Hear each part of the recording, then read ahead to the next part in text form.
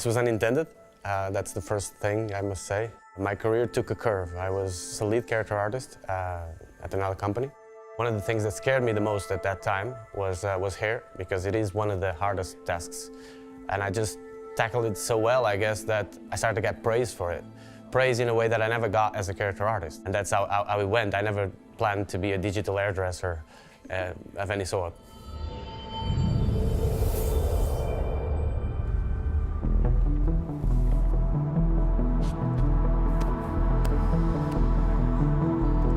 I've been in love with Star Citizen since ever. It's been actually my dream for all along. When I started learning character art, this is what I wanted to work. When I started here, one of the things people were making fun of me, former colleagues were like, "Oh great, Andre, you just signed a contract to make hair for a game. Everyone wears a helmet." And that made me think. Rest assured, nowadays, I'm proud to log into Star Citizen and just see that a lot of people is now wearing their hairs and not the helmets. When I got here, the first thing was to try not to scrap everything that was made. Obviously, there was a lot of things that were properly made that just wouldn't fit for every purpose that we wanted. The first hair I created took me a bit of time. The first results were kind of disappointing.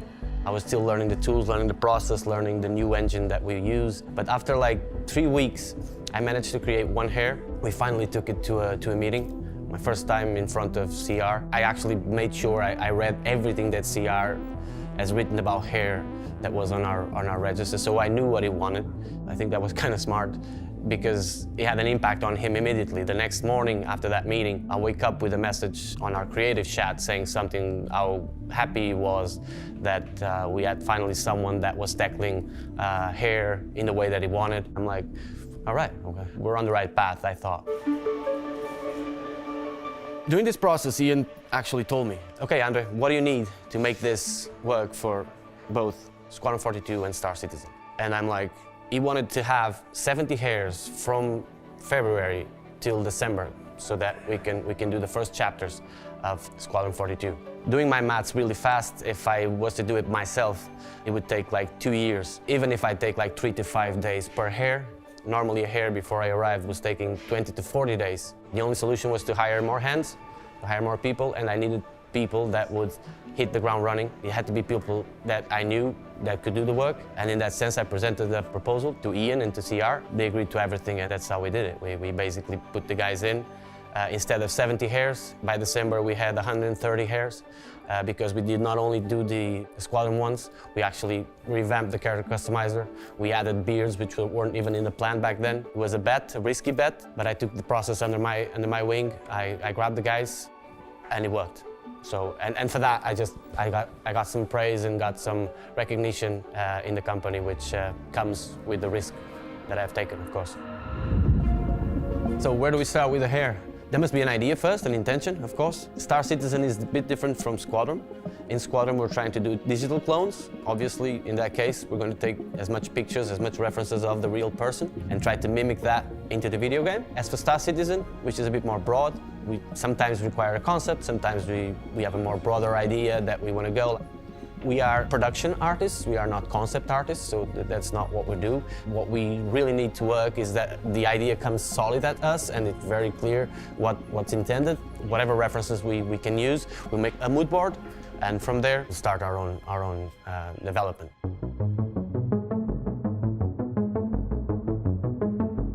It's important to understand that the system that I implemented here, it kind of removes from the artist the ability to mess it up, in the sense that I control the textures and the shaders, so that means the beginning of the process and the ending of the process. I've tested them, I make sure they work, and so I give to the artist the pleasurable part of just doing the asset itself, and therefore there's no fruit salad. What we want is basically a quality that is standard, that stays the same throughout the game, and if I gave them the ability to create their own textures, we would have hairs, some would be very thick, some would be very thin, some would be different, and they would render different. So I removed these two parts of the process out of the equation by sorting it myself, giving them only the pleasurable part. I don't have any other word for it.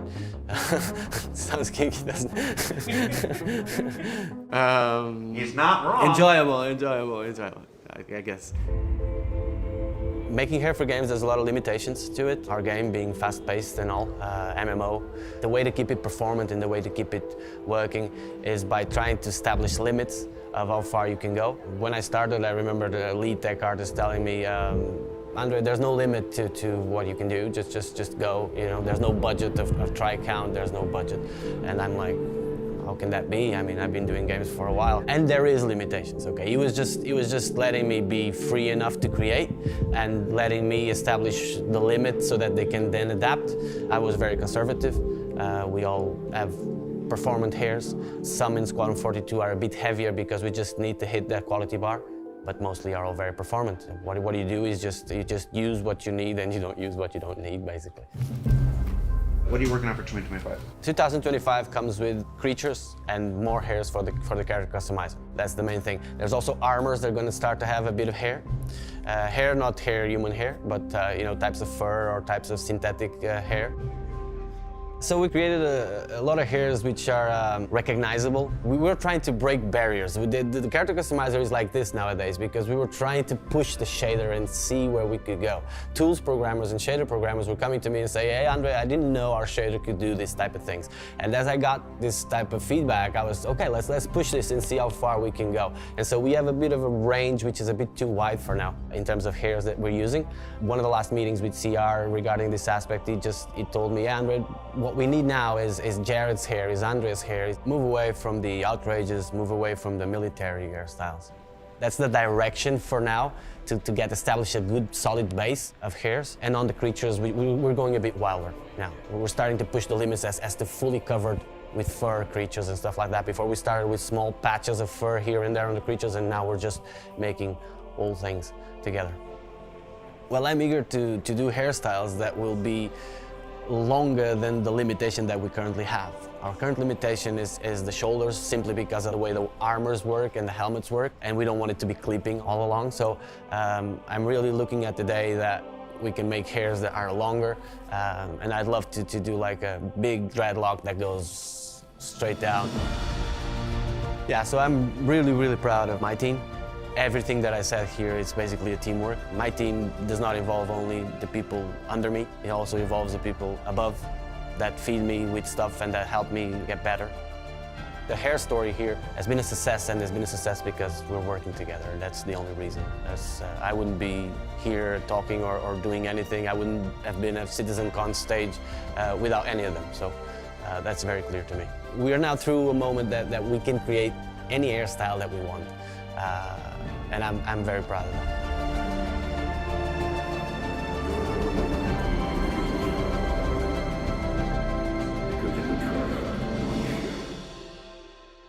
And with more than 30 new hairstyles scheduled to make their way into the persistent universe across each remaining patch this year, the options for self-expression in Star Citizen are just one more way 2025 will continue to deliver more content than ever before. Now, I also want to tell you about this new Squadron 42 Spotlight that's being delivered directly to inboxes right now about every 2 months or so. It comes with timed exclusives, never before seen visuals, audio files, story information, all that kind of stuff included. So don't forget to check your inboxes for that, and then of course opt in through the account settings on the website if you really want that content before everyone else. And then of course for those of you with friends, nobody here, with friends thinking about trying out Star Citizen, our very first free fly of the year starts today with 6 vehicles to choose from. The universe truly is better with friends, or so I'm told. For Inside Star Citizen, I'm Jared Huckabee. As always, thanks for letting us share the people and process of game development with you, and we'll see you all here next week. It's Crystal.